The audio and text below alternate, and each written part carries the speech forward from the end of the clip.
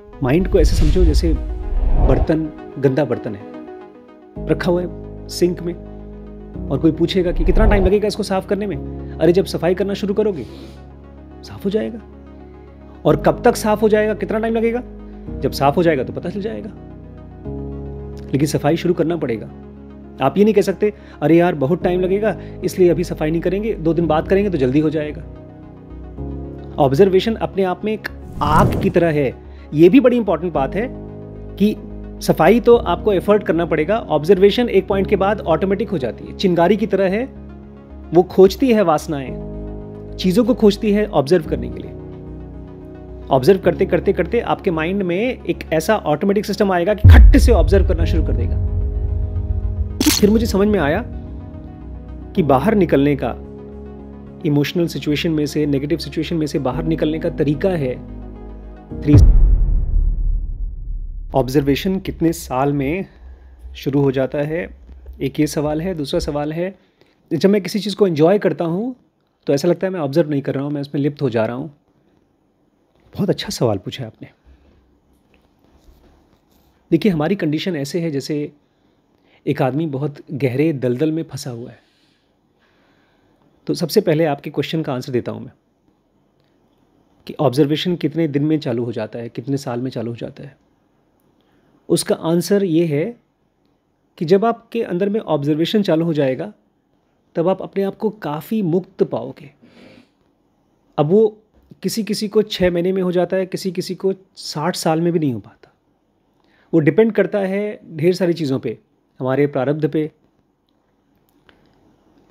हमारे एफर्ट पे। लेकिन साथ ही साथ अगर जैसे आप हैं, आपको नौकरी करना पड़ रहा है, तो उस दौरान भी किसी किसी टाइम आप बहुत ज़्यादा इन्वॉल्व होते हैं काम में, तो उस टाइम पर आप ऑब्जर्व नहीं कर पा रहे हैं। तो ढेर सारी चीज़ों का रिज़ल्ट होता है ऑब्जर्वेशन का टाइम। मुझे जब मैंने 2003-04 में ज़ेनुगा पढ़ना शुरू किया था तो ऑब्जर्वेशन तो शुरू हो गया था, लेकिन बार बार लाइफ की सिचुएशंस, डिफ़िकल्ट सिचुएशंस मुझे गड्ढे में डाल देती थी। पहले ऐसा था कि अगर मैं किसी से परेशान हूँ, किसी से नाराज़ हूँ, तो बस नाराज़ ही हूँ मैं उससे, वो मेरा दुश्मन है, उसमें से कभी निकल के नहीं आता था। लेकिन ज़ेनुगा आने के बाद में ऑलमोस्ट दुश्मनी ख़त्म हो गई सबसे, नंबर 1। नंबर 2, नए लोग या पुराने लोगों से जिनको मैं पसंद नहीं करता हूँ, या वो सिचुएशन जिनको मैं पसंद नहीं करता हूँ, जब मैं उसमें जाता था तो मैं बहुत जल्दी निकल के आ जाता था। जल्दी मतलब 2 दिन में, 3 दिन में, 4 दिन में। फिर मुझे समझ में आया कि बाहर निकलने का, इमोशनल सिचुएशन में से, नेगेटिव सिचुएशन में से बाहर निकलने का तरीका है 3 स्टेप ब्रीदिंग है, ऑब्जर्वेशन है।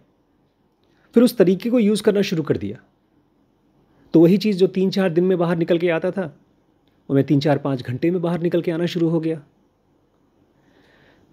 आपने पूछा कितने साल में ऑब्जर्वेशन इस्टेब्लिश हो जाएगा, मतलब एक मोटा सा पेड़ बन जाएगा जिसको कोई डिस्टर्ब नहीं कर पाएगा। ये मुद्दा टाइम का नहीं है, हालांकि टाइम तो लगेगा जो लगना है इसमें। ये मुद्दा है हर वो छोटी छोटी और बड़ी चीज़ जो मेरा दिमाग ले जा रही है। जैसे आज ही हमने उसमें पढ़ा कि जो भी इंसान आपको डिस्टर्ब कर सकता है, इसका मतलब उस आदमी का कुछ मोटा हिस्सा आपके अंदर है। जैसे टीवी में जब रिमोट दबाते हैं हम लोग, तो रिमोट में टीवी है और टीवी में रिमोट है, कोई जादुई चीज़ है। अगर कोई आदमी आपको नाराज़ कर पा रहा है, कोई सिचुएशन आपको परेशान कर पा रही है, इसका मतलब वो हो गई रिमोट, लेकिन उसका टीवी आप हैं। तो ऑब्जर्वेशन आपको हेल्प करती है अपने अंदर में उस रिमोट को या टीवी को निकाल कर फेंकने में। अब जब तक हम परेशान हो रहे हैं तब तक तो हमारा ऑब्जर्वेशन इस्टेब्लिश नहीं हुआ है। लेकिन एक बड़ी इंपॉर्टेंट और एक बारीक चीज़ है, नुआंस है इसमें। हम जब ऑब्जर्वेशन चाहते हैं अपने अंदर, तो हम ये भी चाहते हैं कि ऑब्जर्वेशन ऐसा हो कि कोई चीज़ हमें डिस्टर्ब ना करे। ये ऐसा हो गया जैसे कि एक आदमी अपने घर में सफाई कर रहा है, पोछा लगा रहा है, वैक्यूम क्लीन कर रहा है, और ये चाहता है कि अब दोबारा कभी भी हमारे घर में कचरा ना आए। तो उसको क्या करना पड़ेगा? सारे घर को बंद कर दो, लॉक कर दो, सील कर दो, कहीं से एक बूंद हवा भी ना आ पाए। लेकिन जब हवा नहीं आएगी तो जान नहीं आएगी, ज़िंदगी नहीं आएगी। ऑब्जर्वेशन में आप अपने आप को वल्नरेबल बनाते हैं दुनिया के लिए। आप देखते हैं कि कौन कौन सी चीज़ें हैं जिसका मैं बना हुआ हूँ, क्योंकि हम एक तो फिजिकल बॉडी हैं, जो खाना खाते हैं वो शरीर बनता है, और एक मेंटल बॉडी है, हमारी वासनाएं हैं। जैसे फिजिकल बॉडी है वैसे ही हमारी मेंटल बॉडी भी है, और वो हैं, जैसे हाथ पैर नाखून सब कुछ है, ऐसे ही वो भी है, मेंटल बॉडी भी है, और वो बनी हुई है वासनाओं की। और वही वासनाएं हैं जो हमको बाहर के लोगों को डिस्टर्ब करा पाते हैं। बाहर के लोग बाहर नहीं है, खाली हमारे अंदर भी है। तो ऑब्जर्वेशन कब तक स्टैब्लिश हो जाएगा? जब तक ये सारी की सारी वासनाएं मुझे दिखना ना शुरू हो जाएं, और लास्ट पॉइंट, उन वासनाओं से मुझे कोई दिक्कत नहीं होनी चाहिए। जैसे कबीर दास के पास एक आदमी आया, उनको कुछ बड़ा महंगा सा सामान दिया, हीरा वीरा कुछ दिया उनको, चेक करना चाहता था कि लालची हैं कि नहीं। फिर कुछ महीने बाद गाँव वालों ने कहा कि वो तो अच्छे आदमी। उसने कहा नहीं, सेठ ने कहा नहीं, मैं तो गया था, हीरा दे के आया हूँ, हीरा वो ले लिए, उनके अंदर तो अभी भी वासनाएं हैं। तो गाँव वाले आए चेक करने के लिए। कबीरदास को पूछा, आपने हीरा क्यों लिया? कहा कौन सा हीरा? बोलते मुझे याद है, मैंने इस दिन आप यहाँ बैठे थे, मैंने आपको हीरा दिया था। तो सोचने लगे क्या दिया था? हाँ दिया था। वो कहा हाँ तुमने दिया तो था, कुछ दिया था। तो कहाँ है वो? बोलते यहीं कहीं रखा होगा। उनको ध्यान में नहीं था कहाँ रख दिया। फिर खोजा खाजा, बोलते शायद वो टाँड़ में रखा है ऊपर। तो निकाला तो वहाँ से निकल गया। अब एक आदमी जिसके लिए हीरा बड़ा कीमती है वो तो संभाल के रखेगा। जिसके लिए हीरा खराब है वो बोलेगा मुझे नहीं चाहिए हीरा, रखो अपना। जैसे तुम्हारे विनोबा भावे थे, कोई पैसा छुआ दे तो उनको बेहोश हो जाते थे वो। वासनाएं हमको बनाती हैं, लेकिन वासनाएं हमको जब दिख जाती हैं तो मुझसे अलग हो जाते हैं। उसके बाद हमें वासनाएं परेशान नहीं करती हैं। जब तक शरीर है तब तक वासनाएं रहेंगी। तो ऑब्जर्वेशन कैसे पता चलेगा कि परफेक्ट हो गया? आपके लाइफ में जो कुछ भी है उससे आपको दिक्कत नहीं होती। उसको 2 साल भी लग सकता है, 20 साल भी लग सकता है, 50 साल भी लग सकता है, या 50 जन्म भी लग सकता है, लेकिन ये बहुत टाइम है नहीं। क्यों? क्योंकि मैंने कहा ना, हमारी हालत एक दलदल में गिरे हुए इंसान की तरह है, या एक बीमार आदमी की तरह है। बीमार आदमी ये नहीं कह सकता कितने साल में ठीक करोगे। भाई जब तक ठीक नहीं हो जाती तब तक आप इलाज तो लोगे ही। लेकिन जब आप शुरू करते हैं, यहाँ तक कि एक भी विचार अगर दिन में आप अपने आप को देख लेते हैं, तो आप एक वासना से थोड़े से फ्री हो गए। जो आदमी अपने आप को देख करके मुस्कुरा सकता है, ख़ास तौर से अपनी बेइज्जती, अपनी बुराइयां, वो आदमी उस 2 सेकंड के लिए फ्री हो गया। लेकिन अगर आप ये कहते हैं कब फ्री होऊंगा, तो आपके माइंड ने आपके साथ एक ट्रिक खेल लिया, आपको फ्यूचर में लेके चला गया। जो फ्रीडम है वो यही है। मान लीजिए मुझे आपने कुछ कहा, मेरे मुंह पे आपने गाली दे दी, मुझे बात ख़राब लग गई। मैं बैठा हूँ और ऑब्ज़र्व करता हूँ, मैं लिखता हूँ एक कॉपी से कि इस बच्चे ने मुझे आज गाली दी। मैं फिर से उस सेंटेंस को बोलता हूँ और अपने मन को देखता हूँ, और मेरे मन में थोड़ा सा गुस्सा आता है, क्यों गाली दी? लिख लिया। क्या वो मुझे रिस्पेक्ट नहीं करता? लिख लिया। ऐसी 4-5 सेंटेंसेस जब मैं लिखता हूँ या सोचता हूँ, तो उस प्रोसेस में ऑब्जर्वेशन चल रहा है, और उसी प्रोसेस में मैं अलग भी हो रहा हूँ, मैं फ्री हो रहा हूँ। क्योंकि वो गाली आधे घंटे पहले दी गई है, अब वो ख़त्म हो गई है, अब वो गाली मेरे अंदर है। जितनी बार भी मैं अनकॉन्शियसली उस गाली को देखता हूँ, तो थॉट आता है कि क्यों दिया गाली, नहीं देना चाहिए था, गलत बात है। लेकिन जैसे ही ऑब्जर्व करते करते करते एक पॉइंट पे पहुँचता हूँ, यार उस बच्चे को मुझसे कोई दिक्कत हुई होगी, उसके ई सेंटर को मेरे मेरे से कोई दिक्कत हुई होगी, तो उसका ई सेंटर का एक एक्सप्रेशन था। जैसे हम चल रहे हैं और रोड पर एक कांटा है, उस कांटा जब हमारे पैर में चुभता है तो चीखता है पैर, मुंह चीखता है हमारा। ऐसे ही मैंने कुछ कहा और उस बच्चे को के मन से चीख आई, वही गाली थी। ये चीज़ जब पूरा एक ताना बाना समझ में आता है तब दिक्कत नहीं होती मुझे। फिर वो बच्चा फ्री हो गया, वो मेरा दुश्मन भी नहीं है, वो उस मोमेंट की रियलिटी थी। इसी को कृष्णमूर्ति जैसे लोग कहा करते थे कि मेमोरीज का गांठ नहीं बनता आपके अंदर में, कंडीशनिंग नहीं बनती। तो एक मोमेंट का भी ऑब्जर्वेशन आपको फ्री कर देता है। लेकिन अगर बहुत साल तक ऑब्जर्व नहीं किया तो कोई बुरी बात नहीं है, अब कर लो। सालों साल की गंदगी हाथ साफ कर लो। माइंड को ऐसे समझो जैसे बर्तन, गंदा बर्तन है, रखा हुआ है सिंक में, और कोई पूछेगा कि कब कितना टाइम लगेगा इसको साफ करने में। अरे जब सफाई करना शुरू करोगे साफ हो जाएगा। और कब तक साफ हो जाएगा, कितना टाइम लगेगा, जब साफ हो जाएगा तो पता चल जाएगा। लेकिन सफाई शुरू करना पड़ेगा। आप ये नहीं कह सकते अरे यार बहुत टाइम लगेगा इसलिए अभी सफाई नहीं करेंगे, 2 दिन बाद करेंगे तो जल्दी हो जाएगा। ऑब्जर्वेशन अपने आप में एक आग की तरह है। ये भी बड़ी इंपॉर्टेंट बात है कि सफाई तो आपको एफर्ट करना पड़ेगा, ऑब्जर्वेशन एक पॉइंट के बाद ऑटोमेटिक हो जाती है। चिंगारी की तरह है, वो खोजती है वासनाएं, चीज़ों को खोजती है ऑब्जर्व करने के लिए। ऑब्जर्व करते करते करते आपके माइंड में एक ऐसा ऑटोमेटिक सिस्टम आएगा कि खट्ट से ऑब्जर्व करना शुरू कर देगा, और उसकी रोशनी में आपको चीज़ें दिखना शुरू हो जाएंगी। फिर वो एफर्ट नहीं होता।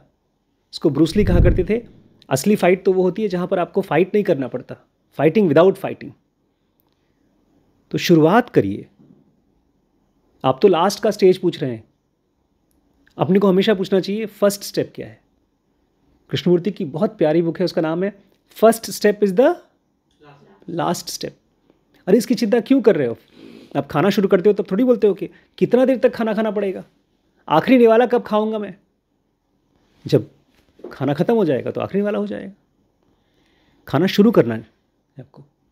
एक छोटी सी कहानी मैंने सुनी थी, अच्छी कहानी थी, मुझे बहुत अच्छी लगी थी। शुरू में तो बड़ा ख़राब लगा मुझे, मैथमेटिक्स गड़बड़ लगा भगवान का मुझे। आप लोगों को याद है कहानी? इसमें एक भक्त था और एक कोई योगी था, कोई तांत्रिक था, ऐसे ही 2 लोग थे। तो वहाँ से नारद मुनि घूम रहे थे और नारद मुनि को उस योगी ने, तांत्रिक ने बोला कि बताओ, भगवान से पूछ के आओ कि मुझे कितने टाइम में मुक्ति प्राप्त होगी।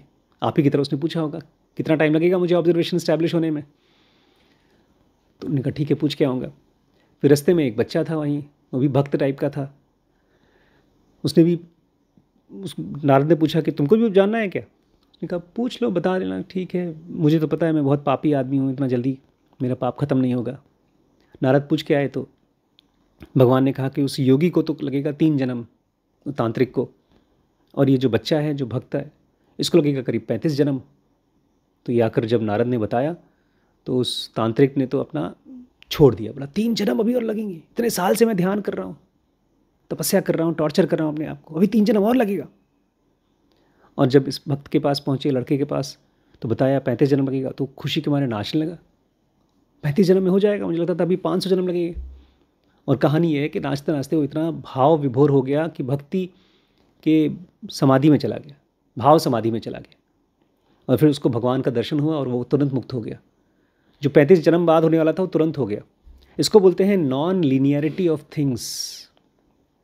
आजकल मैं एक बहुत ही कमाल की किताब पढ़ रहा हूँ, बिगिनिंग ऑफ इन्फिनिटी, अनंत की शुरुआत।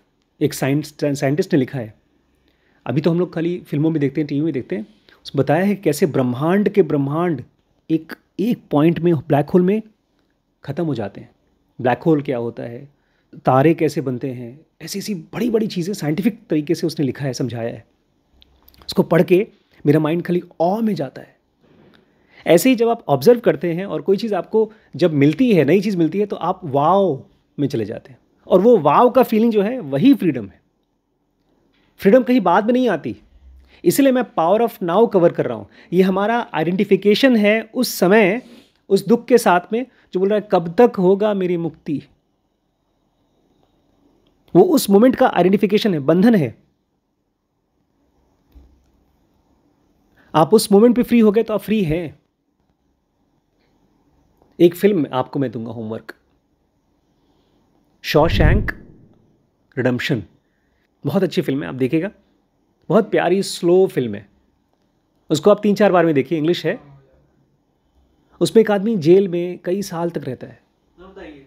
बस यही कहानी है। आप ये मान के चलो बेटा कि जब मैं ऑब्जर्व कर रहा हूँ ना, तो मैं एक सुपर पावर इकट्ठी कर रहा हूँ। मेरी तपस्या है ऑब्जर्वेशन।